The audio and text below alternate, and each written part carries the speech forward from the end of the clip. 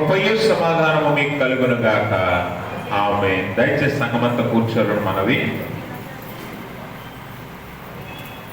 దేవుని ప్రశస్త నామానికి మహిమ కలుగును గాక. మన ప్రభువు ప్రియరక్షకుడైన యేసు ప్రభుల వారు మనలను మన కుటుంబాలను సంరక్షించి కాపాడి 25వ దినము శిలువ ధ్యానంలోనికి మనందరినీ నడిపించి ఆయన సన్నిధిలో ఆయనను స్తుతించి గణపరిచి ఆయన వాక్యాన్ని ధ్యానించే భాగ్యాన్ని మనకి ఇచ్చినందుకే మొదటిగా తండ్రి అయిన దేవునికి కృతజ్ఞతాస్తుతులు చెల్లిస్తున్నాను. ఆయన ఆత్మతోనూ సత్యంతోనూ ఆరాధించడానికి కూడి వచ్చిన మీ అందరికీ ప్రభుపేట వందనాలు. అందరికీ వందనాలు. దేవుడు మిమ్మల్ని మీ కుటుంబాలను మెండుగా దీవించును గాక. ఆమేన్. ఈ దినముకు ఏర్పాటు చేయబడిన లేఖన భాగాలు మనందరము చదువుగా విన్నాం. ఈ లేఖన భాగాల నుంచి మనము ఏర్పాటు చేసుకున్న అంశము ప్రజాస్వామ్యము. ప్రజాస్వామ్యము అనగా ఇంగ్లీష్లో డెమోక్రసీ లేదా డెమోక్రటిక్ కంట్రీ అంటారు. అంటే లౌకిక రాజ్యం అని కూడా అంటారు.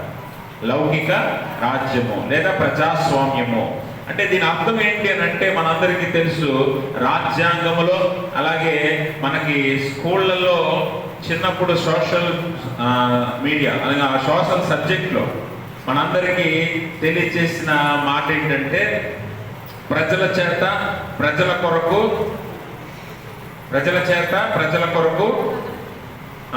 ప్రజలచే ఎన్నుకోబడిన రాజ్యము లేదా ప్రభుత్వము. Of the people, for the people, by the people అంటారు. అంటే ప్రజల చేత ప్రజల కొరకు ప్రజలందరూ ఎన్నుకున్న రాజ్యము లేదా ప్రభుత్వము అని మనం అర్థం చేసుకోవాలి. అయితే బైబిల్ గ్రంథంలో ఈ ప్రజాస్వామ్యము గురించి ఏమి తెలియజేస్తుంది లేఖనం అన్న విషయాన్ని ఈరోజు మనం తెలుసుకోవాలి. ఎందుకంటే ప్రజాస్వామ్యం అనేది ప్రజలందరికీ సమాన హక్కులు ఇచ్చే రాజ్యం అని మనం తెలుసుకుంటే దాన్ని బట్టి బైబిల్ గ్రంథము ఏం చెప్తుంది, మరి ప్రజాస్వామ్యం వలన మరి చదువుకున్న లేఖన భాగాన్ని పరిశోధన చేస్తే మరి యేసు ప్రభు వారి విషయంలో ఈ ప్రజాస్వామ్యం ఎంతవరకు పనిచేసింది, ఈ ప్రజాస్వామ్యం వల్ల యేసు ప్రభు వారి విషయంలో న్యాయం జరిగిందా అన్యాయం జరిగిందా అన్న విషయాన్ని కూడా మనం ఇక్కడ పరిశోధించాలి. అయితే మనం గమనించవలసిన విషయం ఏంటంటే ప్రజాస్వామ్యం అనగా ప్రజల చేత అన్నీ కూడా జరుగుతాయి, ప్రజల చేత మరి అన్నీ కూడా నడిపించబడతాయి. అయితే ఆనాడు యేసు ప్రభు వారి కాలంలో ఈ ప్రజాస్వామ్యం అన్నది లేదు. రోమా ప్రభుత్వము ప్రజాస్వామ్య ప్రభుత్వం కాదు. నిరంకుశత్వ పాలన కలిగినది, నియంత పాలన కలిగినది ఈ రోమా ప్రభుత్వం. అందుకనే రోమా చక్రవర్తులను మీరు చూస్తే చరిత్రలో వారందరూ కూడా వారికి నచ్చిన నియమాలను, నిబంధనలను, చట్టాలను చేసేవారు. దానివల్ల ప్రజలు అలాగే అక్కడ నివాసముంటున్న జనాంగం అంతా కూడా చాలా ఇబ్బందులు పడటం మనం చూస్తాం రోమా ప్రభుత్వ సమయంలో. అందుకని మీరు గమనించండి, రోమా ప్రభుత్వం కొరకు పనిచేసే సుంకపు గుత్తదారులు ఉన్నారు. ప్రతి విషయం మీద చట్టాలు చేసి పన్నులు విధించేవారు. అందుకనే యూదా ప్రజలు రోమా ప్రభుత్వాన్ని అసహించుకునేవారు. ఎందుకంటే ఈ ప్రభుత్వము ప్రజల మేలు కొరకు కాదు కానీ చక్రవర్తి కొరకు లేకపోతే రాజుల కొరకే ఈ ప్రభుత్వం అని వారు రోమా ప్రభుత్వాన్ని అసహించుకునేవారు, ఇష్టపడేవారు కాదు. అలాంటి సందర్భంలో యేసు ప్రభు వారు మరి పిలాతు యొద్దకు అలాగే మరి ఆ ప్రభుత్వం ఎదుట నిలవబడ్డారు. అలాంటి పరిస్థితుల్లో మరి నిరంకుశత్వ పాలన వలన లేకపోతే ప్రజాస్వామ్యం వలన యేసు ప్రభు వారి విషయంలో ఏం జరిగింది అన్నది ఈరోజు మనము జ్ఞాపకం చేసుకోవాలి. చదువుకున్న లేఖన భాగం సువార్త పాఠ్య భాగం మత్తయి సువార్త 27వ అధ్యాయము మనం చూసినట్లయితే 21 నుంచి గమనించినట్లయితే ఈ ఇద్దరిలో నేనెవరిని విడుదల చేయవలనని మీరు కోరుచున్నారని వారిని అడుగగా వారు బరబ్బనే అని. గమనించండి ఇక్కడ ప్రభునందు ప్రియమైన స్నేహితులారా, కొన్నిసార్లు ప్రజాస్వామ్య రాజ్యంలో కూడా అన్యాయం అనేది జరుగుతుంది. అయితే ఇక్కడ గమనించవలసిన విషయం ఏంటంటే ఇక్కడ ఈ రోమా ప్రభుత్వం యొక్క అధికారిగా ఉన్న ఈ పిలాతు ఈ పిలాతు కొన్ని అధికారాలు కలిగి ఉన్నాడు ఈ ప్రభుత్వాన్ని బట్టి, రోమా ప్రభుత్వాన్ని బట్టి. అయితే ఆ అధికారాల్లో మరి కొంతమందిని శిక్షించడానికి, మరణశిక్షకు అప్పగించడానికి, అలాగే కొన్నిసార్లు ఖైదీలను విడిపించే సంస్కృతి కూడా రోమా ప్రభుత్వంలో ఉంది. అంటే సత్ప్రవర్తన బట్టి కొంతమంది ఖైదీలను పండగ వేళ విడిపించే సాంప్రదాయం కూడా ఆ రోమా ప్రభుత్వానికి ఉంది.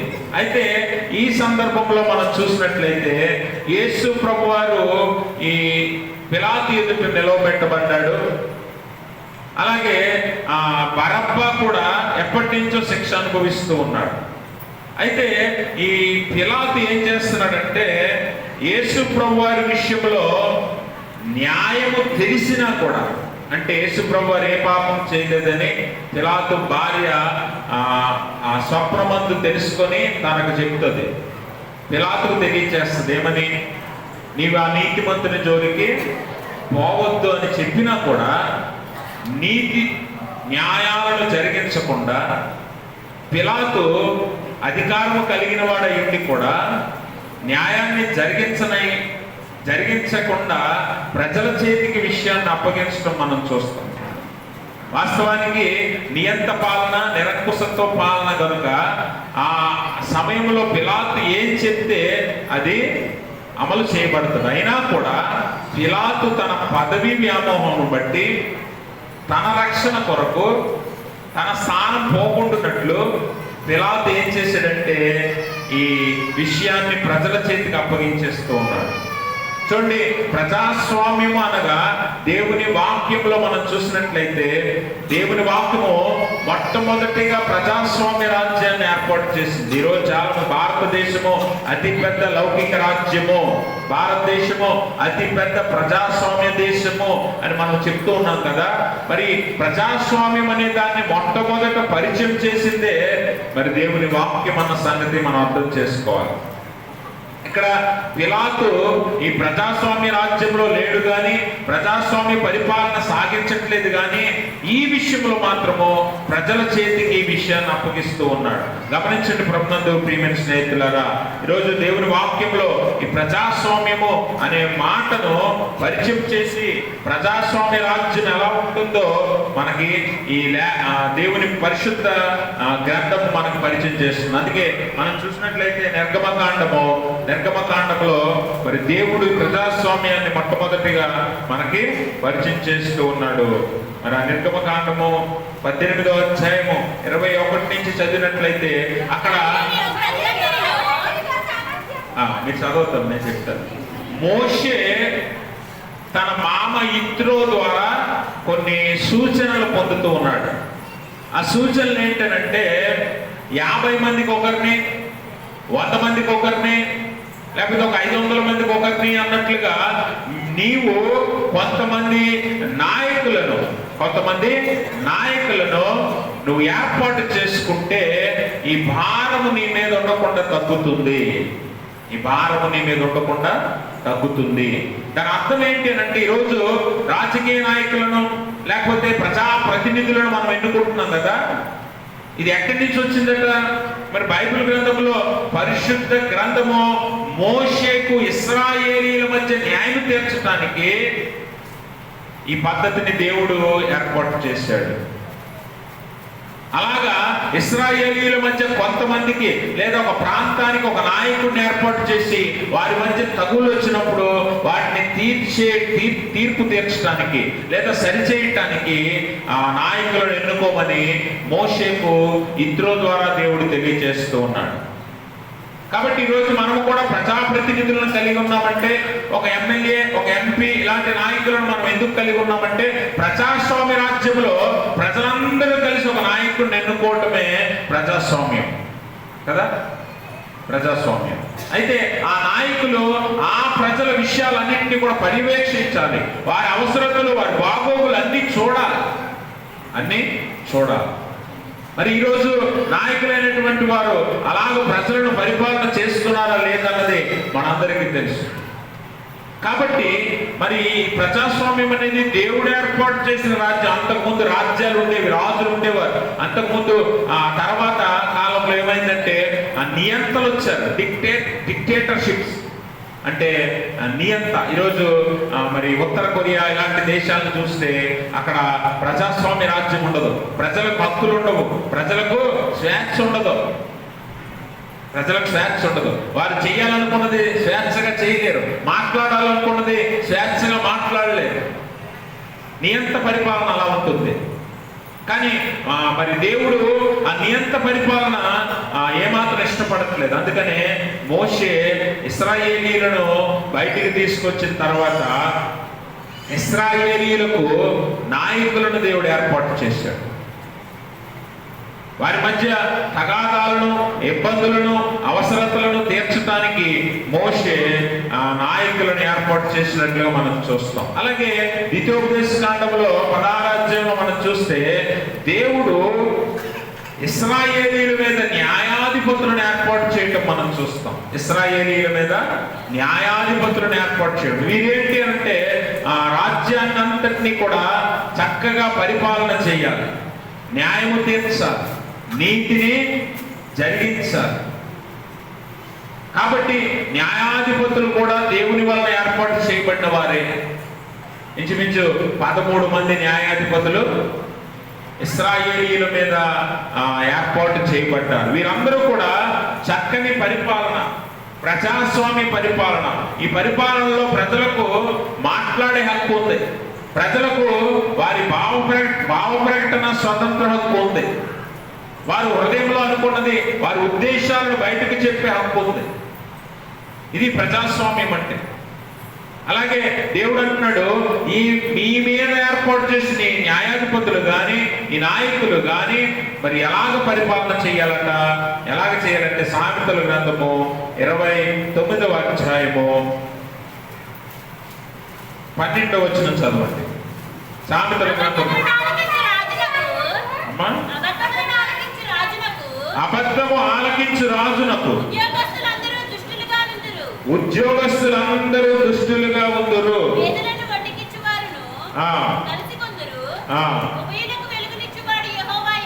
ఇక్కడ గమనించాలి, అబద్ధములను ఆలకించు రాజునకు ఉద్యోగస్తులందరూ దుష్టులుగా ఉంటారట. అంటే మీరు గమనించాలి, రాజు లేదా పరిపాలన చేసేవాడు, న్యాయాధిపతి, నాయకుడు ఎవరైనా సరే అబద్ధములను ఏమాత్రమో అంగీకరించకూడదు.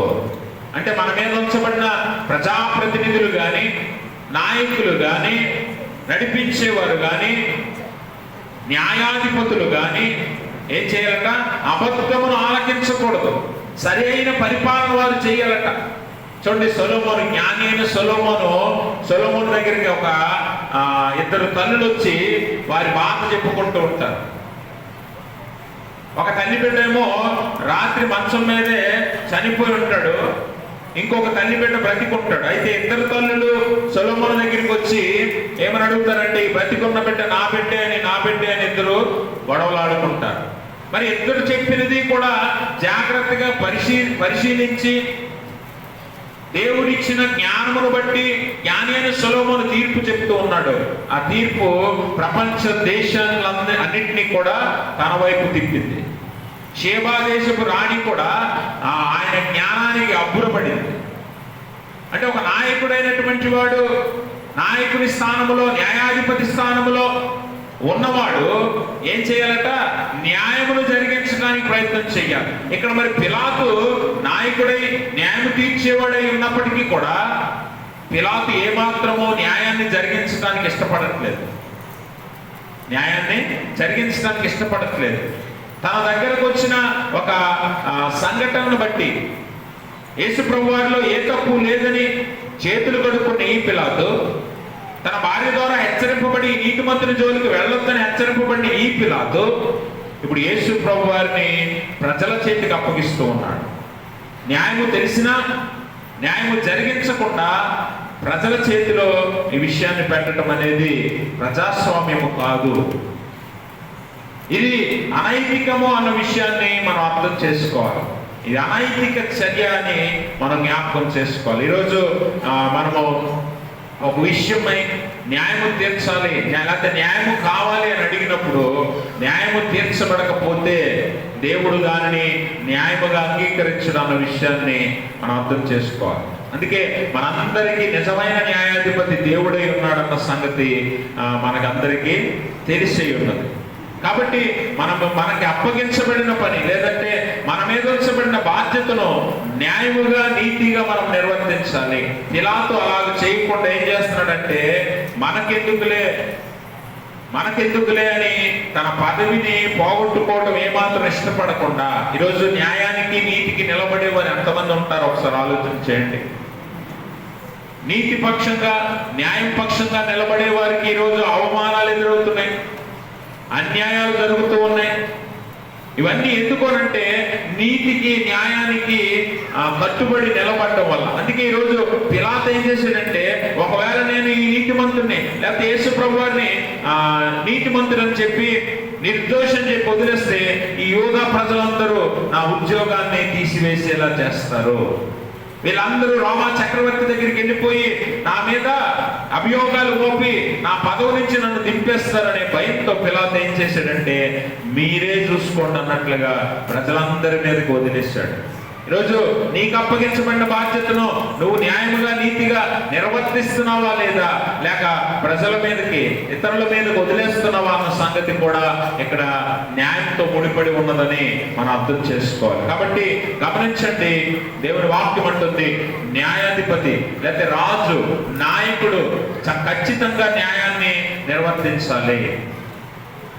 ఈరోజు మన అనుదిన జీవితాల్లో జరిగే సంఘటనలను బట్టి కూడా మనం న్యాయంగా ఉన్నామా నీతిగా ఉన్నామా అని దేవుడు ఆలోచన చేస్తాడు. దేవుడు చూస్తాడు మనల్ని, మన కుటుంబ సభ్యుల విషయంలో కానివ్వండి, లేకపోతే మన తోటి సహోదరుల విషయంలో కానివ్వండి, న్యాయాన్ని నువ్వు పాటిస్తున్నావా లేదని కూడా దేవుడు చూస్తాడు. కాబట్టి గమనించండి, పిలాతులాగా అధికారం ఉన్నా అవకాశం ఉన్నా మనము న్యాయాన్ని జరిగించకపోతే మరి ఖచ్చితంగా మనం దేవుని దృష్టికి దుష్టులంగా లేకపోతే పాపులంగా మిగిలిపోతాం అన్న సంగతి మనం అర్థం చేసుకోవాలి.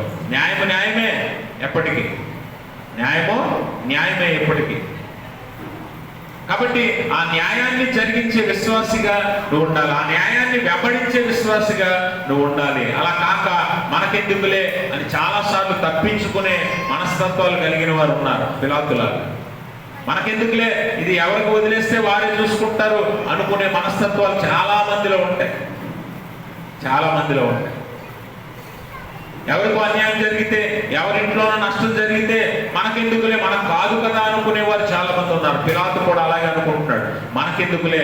యూదా మత గొడవ ఇది, యూదా జాతిలో లేకపోతే యూదుల మధ్యలో ఈ గొడవని మన నెత్తి మీద వేసుకొని అనవసరంగా నా పదవిని ఎందుకు పోగొట్టుకోవాలని పిలాతు ఆలోచిస్తూ ఉన్నాడు అన్న సంగతి మనం అర్థం చేసుకోవాలి.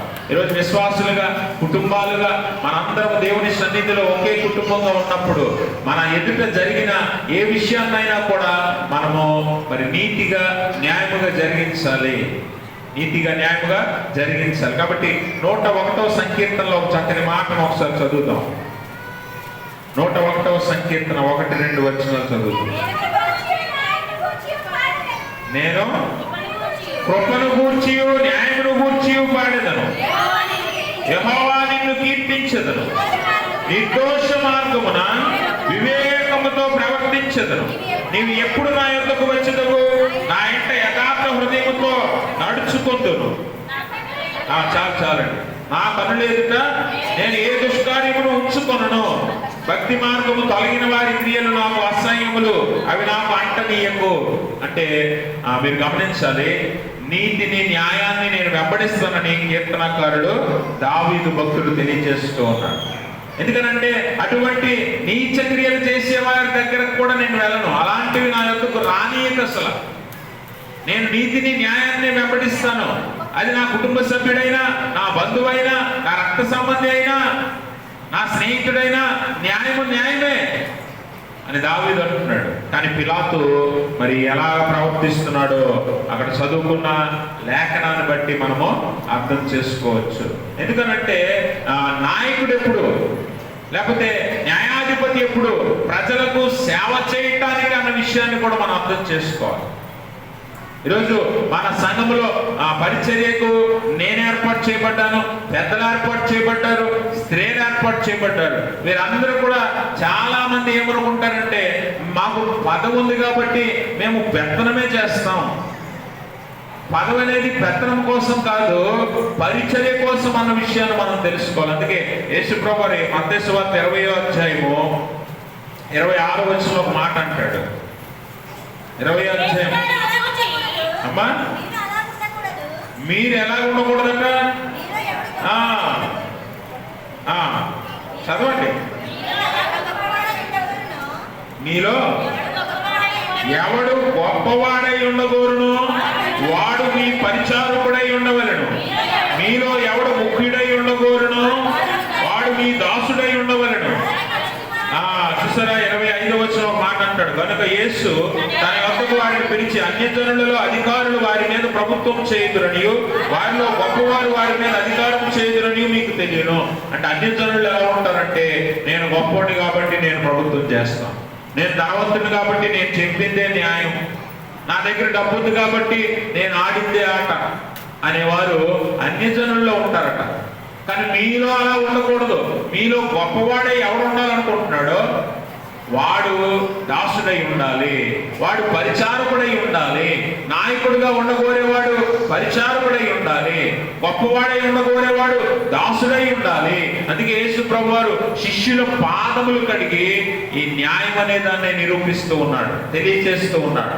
ఆయన పాదములు కడగటానికి అవసరత ఏముంది యేసు ప్రభువారికి అని అంటే, నాయకుడిగా ఉండగోరేవాడు దాసుడై ఉండాలి. మొదట దాసుడై ఉండాలి. ఈరోజు మాకు ట్రైనింగ్లో పాస్టర్ గారు ఒక మాట చెప్తూ ఉంటారు. ఏంటనంటే, before you talk you should listen అంటారు. అంటే మాట్లాడే ముందట వినాలట, మాట్లాడే ముందు వినాలి. అలాగే ఒక గొప్ప ప్రసంగికుడిగా నువ్వు ఉండాలి అని అంటే మంచి లిజనర్గా కూడా ఉండాలట. మంచి లిజనర్ అంటే వినేవాడిగా ఉండాలట. మంచి ప్రసంగికుడు అవ్వాలంటే వినటానికి ఇష్టపడాలట. ఈరోజు పాస్టర్ గారు మీరు నా గురించే కాదు ఏ సేవకుడి గురించైనా మీరు ఆలోచన చేస్తే వారు ప్రతి కుటుంబంలో ఉన్న సమస్యను పాస్టర్ గారు వినాలి. పాస్టర్ గారు మీ సమస్యలన్నింటినీ జాగ్రత్తగా వినాలి. మీరు నాకు మీ బాధలు చెప్పుకునేటప్పుడు నేను మీ బాధలు వినకుండా ఇంకేదో ఆలోచిస్తున్నాను అనుకోండి, మీకేమనిపిస్తుంది చెప్పండి? మీకేమనిపిస్తుంది? మన బాధ మనం చెప్పుకుంటుంటే పాస్టర్ గారేంటి ఏదో ఆలోచిస్తున్నాడు, మాస్టర్ గారేంటి ఎప్పుడు వదిలేస్తానా అని అన్నట్టుగా చూస్తున్నాడు, ఎప్పుడు వెళ్తానా అన్నట్టుగా చూస్తున్నాడు అనిపిస్తుందా లేదా? అనిపిస్తుందా? అలా ఉండకూడదట.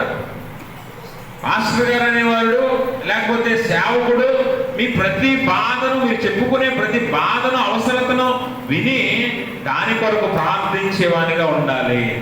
ఆ తర్వాతే మంచి ప్రసంగికుడు అవుతాడట పాస్టర్ గారు. అలాగన మీలో నాయకుడుగా ఉండగోరేవాడు మొదట సేవకుడై ఉండాలి, మొదట దాసుడై ఉండాలి. యేసు ప్రభువు కూడా అదే చెప్తున్నాడు. బోధించడమే కాదు, శిష్యుల పాదములు కడిగి ఆయన తగ్గింపును చూపిస్తూ ఉన్నాడు.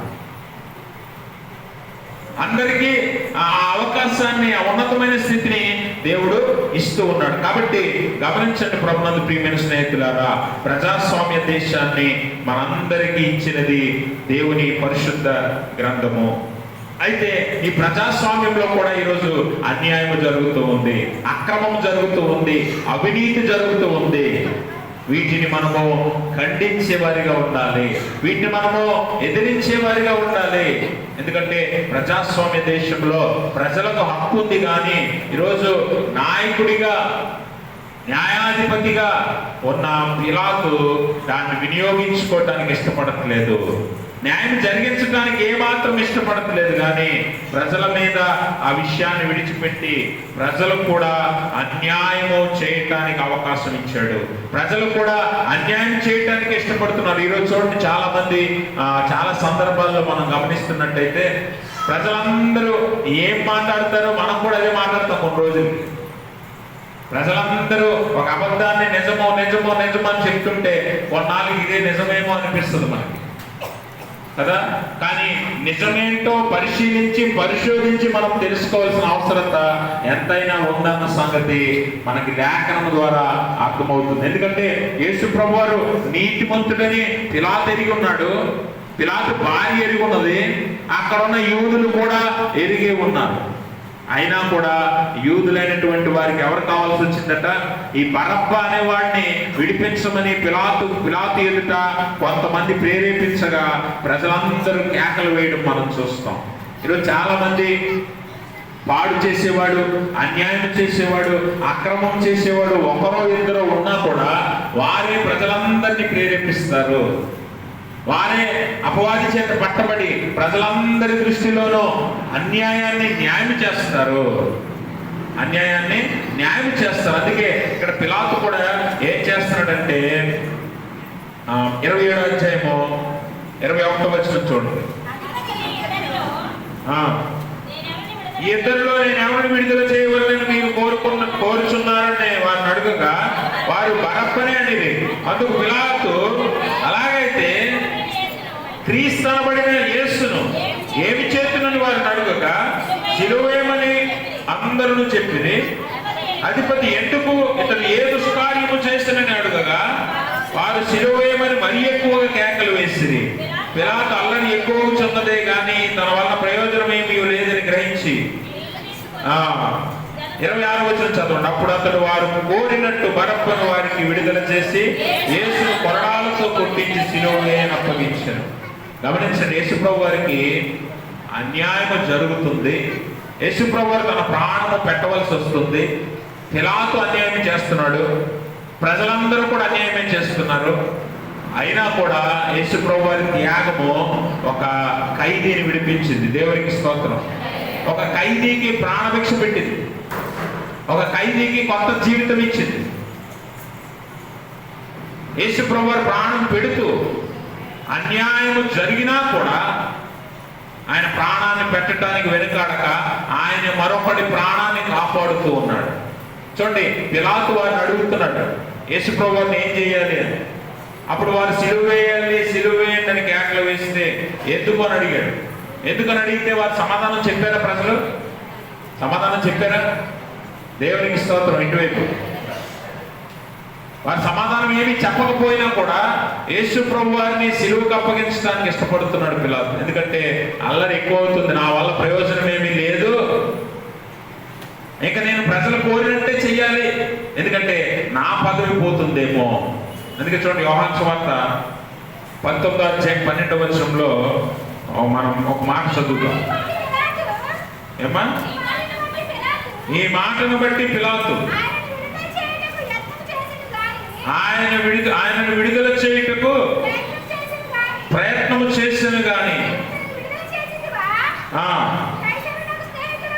నీవు ఇతను విడుదల చేసివా కైసరునకు స్నేహితుడు కావు, తాను రాజునని చెప్పుకొని ప్రతివాడును కైసరునకు విరోధముగా మాట్లాడుచున్నవాడే అని కేకలు వేసిరి. అంటే చూసారా, వారి కేకలు వేయడాన్ని బట్టి న్యాయం చేయాలనుకున్న పిలాతు అన్యాయం చేయడానికి ఇష్టపడుతున్నాడు. ఎందుకంటే నువ్వు కైసరికి స్నేహితుడు అయితే ఇలాగ చేయకు, ఒకవేళ నువ్వు కైసరికి స్నేహితుడు అయితే యేసు ప్రభువుని విడుదల చేయకని వారి కేకలు వేసి అతన్ని నిరోధించడం మనం చూస్తాం. అంటే పిలాతుకి భయం ఎందుకు వచ్చిందనంటే, ఒకవేళ ఈ ప్రజలందరూ కైసర్ దగ్గరికి వెళ్ళిపోయి నేను కైసరికి వ్యతిరేకంగా ఉన్నానని ఒకవేళ చెప్తే కైసరు నా పదవిని తీసేస్తాడేమో అని భయంతో పిలాతు ఏం చేశాడంటే న్యాయం చెయ్యాలని ఆశ ఉన్నా న్యాయం చేయలేదు. కొన్నిసార్లు మనకు కూడా న్యాయం ఏదో అన్యాయం ఏదో తెలిసినా కూడా మనము చేతులు కట్టుకొని సైలెంట్గా ఉంటాం,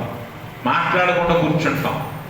చూడండి, మన ముందు ఏదైనా గొడవ జరిగినప్పుడు ఎవరిది తప్పో తెలుస్తుంది మనకి.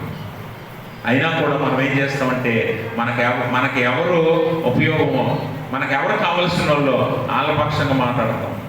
అవునా? ఇలాంటి సందర్భాలు మన జీవితాల్లో ఎన్నో జరుగుతూ ఉంటాయి. అప్పుడు కూడా నువ్వు అన్యాయస్తుడివే, అప్పుడు కూడా నువ్వు అన్యాయస్తురాలువే. గుర్తుపెట్టుకో, పిలాతులాగా అన్యాయము జరిగిస్తున్న దానం అయిపోతావు. ఎందుకంటే న్యాయం ఏదో తెలిసినా కూడా పిలాతు జరిగించలేకపోతున్నాడు, న్యాయం చేయలేకపోతున్నాడు. నాయకుడిగా ఉండి అధికారం ఉండి న్యాయం చేయలేని వాడు ఎందుకు? ప్రజాస్వామ్యంలో మరి నాయకుడిగా ఉన్నవాడు ఖచ్చితంగా న్యాయమే చేయాలి, ప్రజల కోసమే పని చేయాలి, తన కోసం పని చేసుకోకూడదు. అందుకనే మనకు 5 సంవత్సరాలకు ఒకసారి ఎన్నికలు వస్తాయి. ప్రజాప్రతినిధులు ఎలాంటి వారైనప్పటికీ ప్రజలు ఇష్టపడకపోతే వేరొక నాయకుడిని ఎన్నుకోవడానికి అవకాశం ఇస్తున్నారు. ఎందుకో తెలుసా? ప్రజల కొరకు పని చేయటానికి నాయకుడు ప్రజాప్రతినిధి, అంతేగాని తన కోసం పని చేసుకోవటానికి కాదు. ఇక్కడ పిలాతు తన కోసమే పని చేసుకుంటున్నాడు. తన ఇష్టాన్ని, తన పదవిని, తన గౌరవాన్ని కాపాడుకోవటానికి ప్రయత్నం చేస్తున్నాడు. కానీ అక్కడ అన్యాయముగా ఒక నీతిమంతుడి, అమాయకుడి ప్రాణం పోతుందన్న సంగతి ఏమాత్రం ఆలోచించలేకపోతున్నాడు పిలాతు. ఈరోజు నీ వల్ల, నీ కార్యాల వల్ల, లేకపోతే నీ ప్రవర్తన వల్ల ఒక అన్యాయం జరుగుతుందంటే ఖచ్చితంగా అది నువ్వు చేస్తున్న పాపమే. అక్కడ చేతులు కడుక్కున్నంత మాత్రాన పిలాతు పాపం పోదు. అవునా? చాలాసార్లు మనం ఏం చేస్తామంటే చేయాల్సిన పాపం చేసేసి దేవుని దగ్గరికి వచ్చి ప్రార్థన చేస్తాం, దేవుని దగ్గరికి వచ్చి అర్పణలు ఇస్తాం, దేవుని దగ్గరికి వచ్చి కన్నీటి ప్రార్థన చేస్తాం. పాపం జరిగిపోయింది ప్రభువా, తెలిసి చేస్తున్నావు నువ్వు పాపాన్ని. పిలాతులాగా అన్నీ ఎరిగి అన్నీ తెలుసుకొని చేస్తున్నావు నువ్వు పాపాన్ని.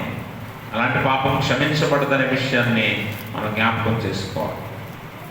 మరణకరమైన పాపములు, మరణకరము కాని పాపములు కూడా ఉన్నాయి.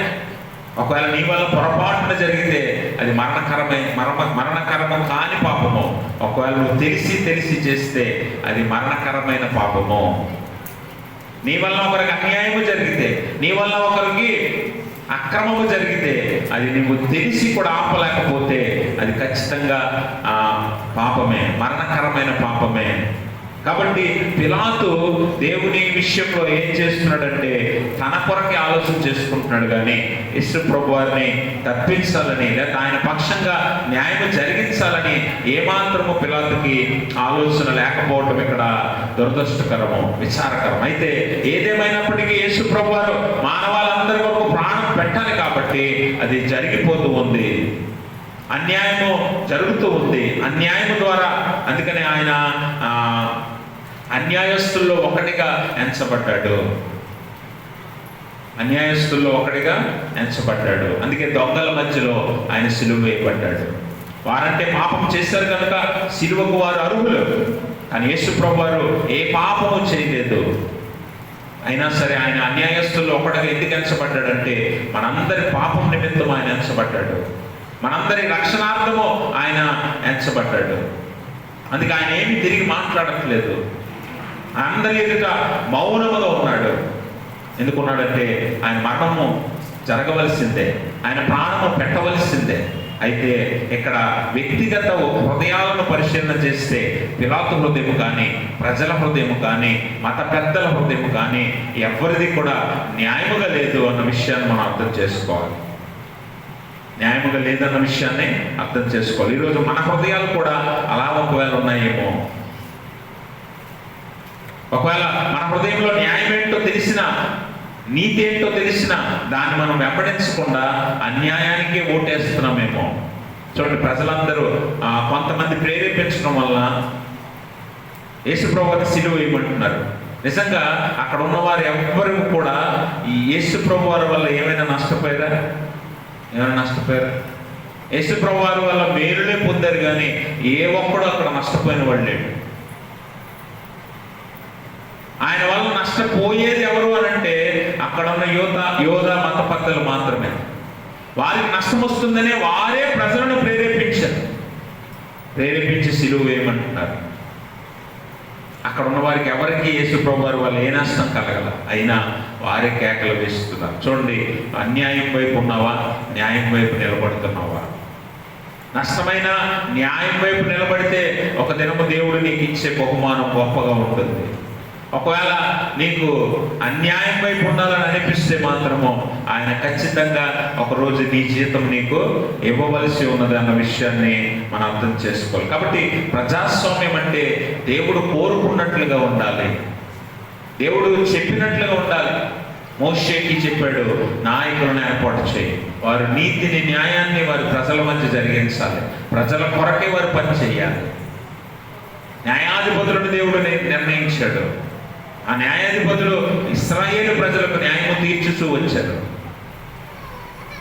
నాయకులైనటువంటి వారు, రాజులైనటువంటి వారు, అధికారులైనటువంటి వారు ప్రజల కొరకు మాత్రమే అన్న విషయాన్ని బైబిల్ గ్రంథం ద్వారా దేవుడు తెలియజేస్తున్నాడు. అయినా కూడా ఈరోజు ఆ పదవులు, నాయకత్వము, లేకపోతే ఉన్నతమైన స్థితి ఈరోజు వారి మేలు కొరకే కానీ ప్రజల మేలు కొరకు కాదన్నట్లుగా ఈరోజు భూమి మీద మారింది.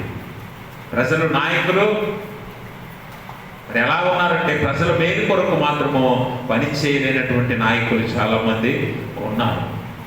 అలా కాదు, కానీ దేవుడు కోరుకుంటున్నది ఏంటంటే నాయకత్వం అంటే ప్రజల కొరకే, ప్రజల బాగు కొరకే, ప్రజల మేలు కొరకే. అలా కానీ నాయకులను దేవుడు ఎంతో మందిని మరి కిందకు దింపివేసినట్లుగా మనం చూస్తాం కదా. మరి సౌలు తర్వాత దావీదు రాజుగా ఉన్నాడు. దావీదు ఎంత నీతిగా, న్యాయంగా పరిపాలించాడో ఆ నీతి న్యాయము సొలొమోను వెంబడించాడు. కానీ సొలొమోను తర్వాత రెహబాము వచ్చాడు, సొలొమోను కుమారుడు. రెహబాము దగ్గర ఆ నీతి న్యాయాలు జరగల. అందుకే రెహబాము దగ్గర నుంచి ఇశ్రాయేలు రాజ్యము రెండుగా చీలిపోయింది. ఒకటి యూదా రాజ్యము, ఒకటి ఇశ్రాయేలు రాజ్యం. ఆ ఇశ్రాయేలీ రాజ్యాన్ని పరిపాలించిన ఆ 19 మంది రాజులు, యోధాను పరిపాలించిన ఆ 20 మంది రాజులు, వారు కూడా వారిలో అనేక మంది అన్యాయం జరిగించిన వారే, అక్రమం చేసిన వారే, దేవుని మాటలను పెడచెవిన పెట్టి వారి నాయకత్వాన్ని జరిగించిన వారు. అట్టి వారి పట్ల దేవుడు ఏమాత్రం సంతోషించలేదు. ఈరోజు నీకు ఒక స్థితి ఇచ్చినప్పుడు ఆ స్థితిని నమ్మకంగా నువ్వు కాపాడుకోవాలి. అన్యాయం చేసి నీ కొరకు నువ్వు ఆలోచన చేసుకొని నీ మేలు కొరకు, నీ కుటుంబ మేలు కొరకు నువ్వు ప్రయత్నం చేయకూడదు. ప్రజల కొరకు నిన్ను నిలబెట్టాడు. ఈరోజు సేవకుడిగా నన్నైనా, పెద్దలుగా వారినైనా, విశ్వాసులుగా మిమ్మల్ని అయినా మీరు ప్రజలందరికీ మన ఆత్మీయ జీవితాల్లో, వ్యక్తిగత జీవితాల్లో, సామాజిక జీవితాల్లో మనం అందరము న్యాయాన్ని, నీతిని పాటించేవారిగా ఉండాలి.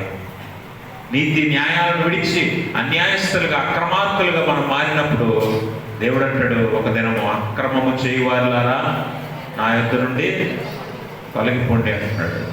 కాబట్టి ఆయన ప్రతిదీ చూస్తాడు కనుక మనము నీతిగా ఉన్నామా, లేకపోతే అన్యాయానికి మనము ఇష్టపడుతున్నామా అని దేవుడు ప్రతిదీ గమనిస్తాడన్న సంగతి మనం అర్థం చేసుకోవాలి. కాబట్టి యేసు ప్రభు వారికి ఇక్కడ అన్యాయం జరుగుతున్నా కూడా మనందరి కొరకు ఆయన ప్రాణం పెట్టడానికి ఇష్టపడ్డాడు. చివరికి ఆయన ప్రాణం పోయే పరిస్థితుల్లో కూడా ఆయన బరబ్బా అనే ఒక భయంకరమైన బందిపోటు దొంగకు మరొక గొప్ప అవకాశాన్ని ఇస్తున్నాడు, కొత్త జీవితాన్ని ప్రసాదిస్తున్నాడు. ఈరోజు ఆయన అలాంటి మరణం చెంది మనందరికీ కూడా ఒక కొత్త జీవితాన్ని ఇచ్చాడు. పాపం నుండి మనకు తప్పించబడి మరలా ఒక నూతన జీవితాన్ని ప్రారంభించడానికి, క్రీస్తులో నూతనంగా మారటానికి దేవుడు మనకు అవకాశం ఇచ్చాడు. ఆ అవకాశాన్ని మరలా మనము అన్యాయం వైపు వెళ్ళి, అక్రమం వైపు వెళ్ళి మనము ఆ జీవితాన్ని, అవకాశాన్ని పోగొట్టుకున్నామా ఖచ్చితంగా మనము శిక్షకు పాత్రలం అవుతాం, నరకానికి అప్పగించబడతాం. దేవుడు ప్రతి చిన్న విషయాన్ని జాగ్రత్తగా పరిశీలన చేస్తాడు. మన జీవితంలో ప్రతి చిన్న విషయాన్ని ఆయన గ్రహిస్తాడు. అందుకనే మనము మాట్లాడే మాటల దగ్గర నుంచి, చేసే పనుల దగ్గర నుంచి ప్రతిదీ జాగ్రత్తగా చూసుకోవాలి. ఇతరుల పట్ల మనము చేసే పనిలో కూడా మనం జాగ్రత్తగా ప్రవర్తించాలి.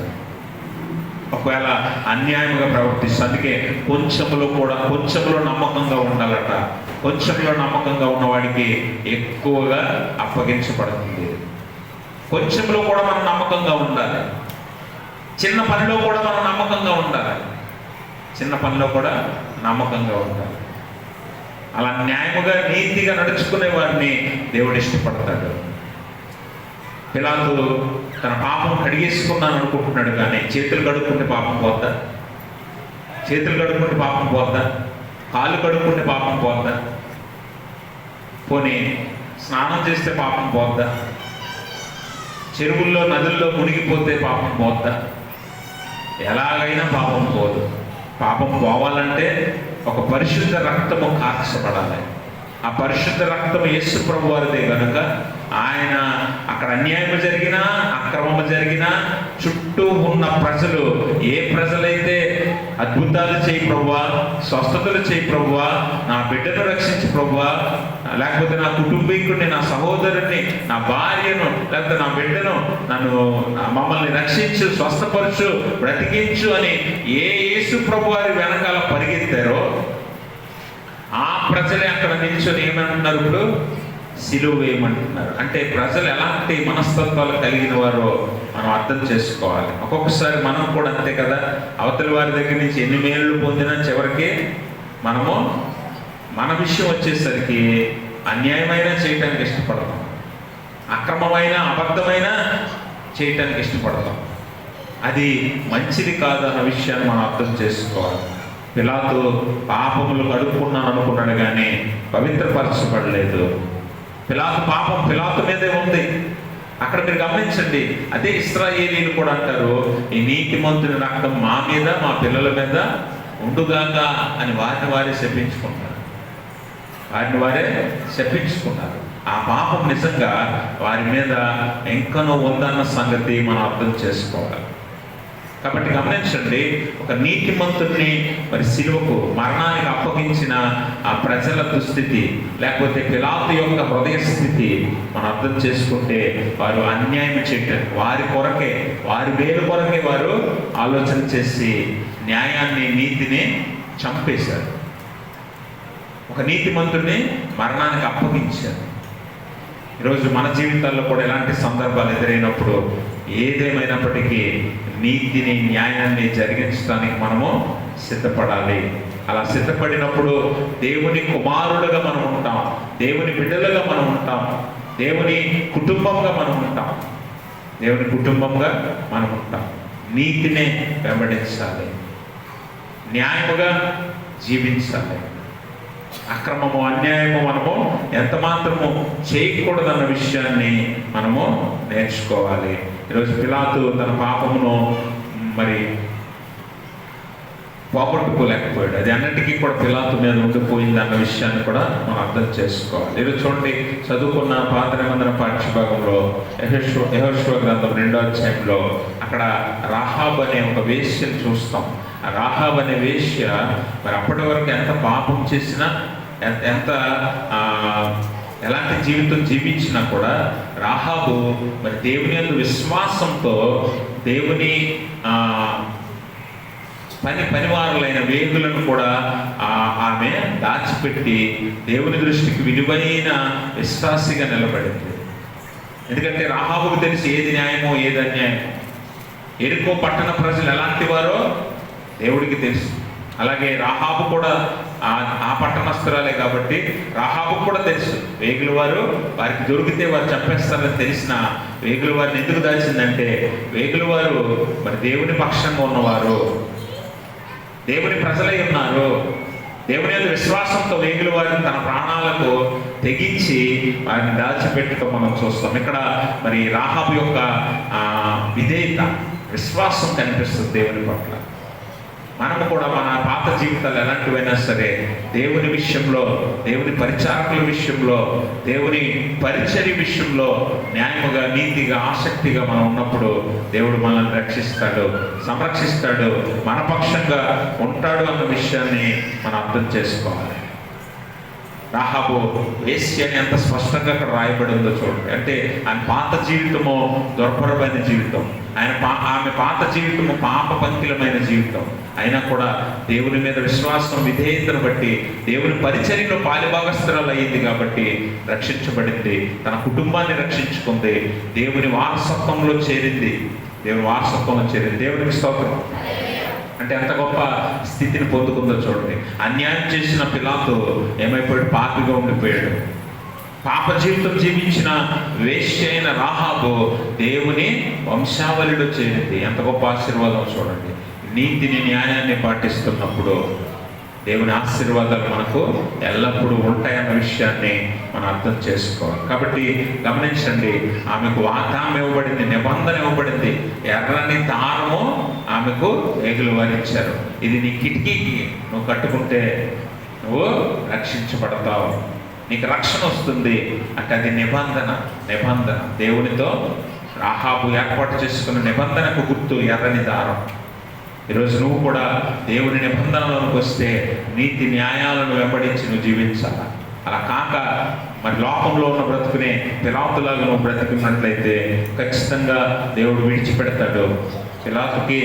పిలాతు ఆలోచనలకి పిలాతు ఏం పోగొట్టుకున్నాడంటే విలువైన రక్షణ పోగొట్టుకున్నాడు. పదవి ఎంతకాలం ఉంటుందండి? అధికారం ఎంతకాలం ఉంటుంది? పిలాతు ఎంతకాలం బతికాడు? పిలాతు ఎంతకాలం అనుభవించాడు? ఇవన్నీ కూడా వ్యర్థమైనవే. వాటి కోసం ఆలోచన చేసుకొని విలువైన దేవుని రక్షణను పోగొట్టుకున్నాడు. అలా కాక రాహాబు తన పాత జీవితాన్ని విడిచిపెట్టి దేవునిలోనికి వచ్చి దేవుని పరిచర్యలో పాలిభాగస్తులుగా మరి ఆమె ఉంది. అందును బట్టి ఆమె రక్షణలోనికి వచ్చింది. ఈరోజు చాలామంది పరిచర్యకు సహకరించేవారు ఉన్నారు. ప్రత్యక్షంగా, పరోక్షంగా, ధన రూపేణ అన్ని విధాలుగా సహకరించేవారు ఉన్నారు. అలాంటి మనస్తత్వాలు కలిగిన వారుగా మనం ఉన్నప్పుడు దేవుని పరిచర్యలో పాలిభాగస్తులు ఏదో ఒక రకంగా మనం చేయి వేయటానికి మనం సిద్ధపడాలి. అది ఎలాంటి పరిచర్య అయినా సరే. కాబట్టి అలాగున దేవుని పరిచర్యకు మనము సహకారులుగా ఉన్నప్పుడు దేవుడు మనల్ని ఆశీర్వదిస్తాడు, తన కుటుంబంలో చేర్చుకుంటాడు.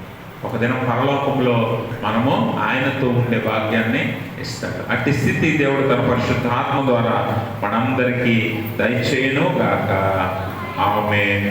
సమస్త జ్ఞానం మించిన దేవుని సమాధానం యేసుక్రీస్తు వల్ల మీ హృదయములకు, మీ తలంపులకు కావలి ఉండును గాక. ఆమేన్. దయచేసి అందరూ